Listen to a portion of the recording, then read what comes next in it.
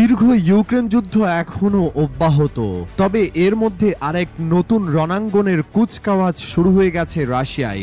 এবার লক্ষ্য ন্যাটোর নতুন বন্ধু ফিনল্যান্ড। দুই দেশের মাঝে রয়েছে প্রায় 1340 কিলোমিটার দীর্ঘ সীমান্ত। এই সীমান্ত জুড়ে রাশিয়া এখন নিঃশব্দে গড়ে তুলছে নতুন সামরিক ঘাঁটি, মোতায়েন করছে সেনা এবং আধুনিকায়ন করছে পুরনো সামরিক অবকাঠামো। বিশ্লেষকরা মনে করছেন এটি শুধু ইউক্রেন যুদ্ধের পরবর্তী ধাপের প্রস্তুতির অংশ নয়, বরং ফিনল্যান্ডের 2023 সালের এপ্রিলের ন্যাটোতে অন্তর্ভুক্তি রাশিয়ার জন্য কৌশলগত দিক থেকে হুমকি হয়ে উঠেছে বলেই এই তৎপরতা। রাশিয়ার এই গোপন সামরিক তৎপরতা আতঙ্ক ছড়াচ্ছে বাল্টিক অঞ্চলের অন্যান্য প্রতিবেশী দেশ যেমন লিথুয়ানিয়া, এস্তোনিয়া এবং লাটভিয়াতেও।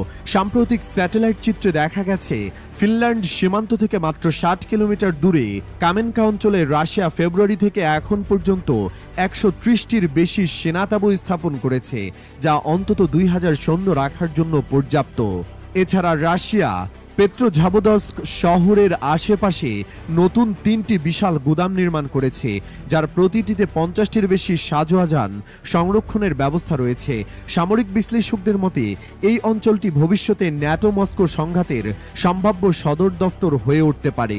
সোভিয়েত আমলের গুরুত্বপূর্ণ দুটি বিমান ঘাঁটি সাভারোমস্ক 2 এবং ওলেনিয়া পুনরায় সক্রিয় করা হয়েছে। রাশিয়ার দাবি এসব ব্যবস্থা নেওয়া হয়েছে ইউক্রেনীয় ড্রোন হামলা থেকে নিরাপদ থাকতে। তবে ন্যাটোর আশঙ্কা শুধু আত্মরক্ষার জন্য নয়, আর্কটিক অঞ্চলের প্রাকৃতিক সম্পদ ও গুরুত্বপূর্ণ বাণিজ্য রুটে প্রভাব বিস্তার করতেই এই সামরিক উপস্থিতি বাড়াচ্ছে রাশিয়া। ফিনল্যান্ডের প্রতিরক্ষা কর্মকর্তারা বলছেন, যদিও এই প্রস্তুতিগুলো আপাত দৃষ্টিতে ছোট মনে হচ্ছে, তবে এটি হাজার হাজার সেনা ও যুদ্ধ সরঞ্জাম মোতায়েনের পূর্ব প্রস্তুতি হতে পারে।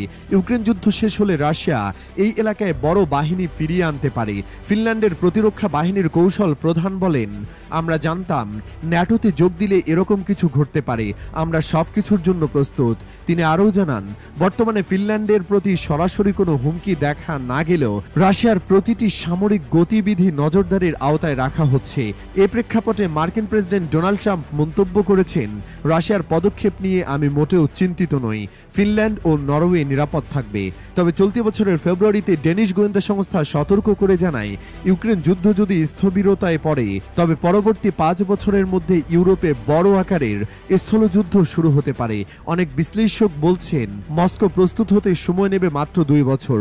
এবং এদিকে ইউরোপীয় ইউনিয়ন জানিয়েছে, যে কোনো পরিস্থিতির জন্য ইউরোপকে আত্মরক্ষায় প্রস্তুত থাকতে হবে।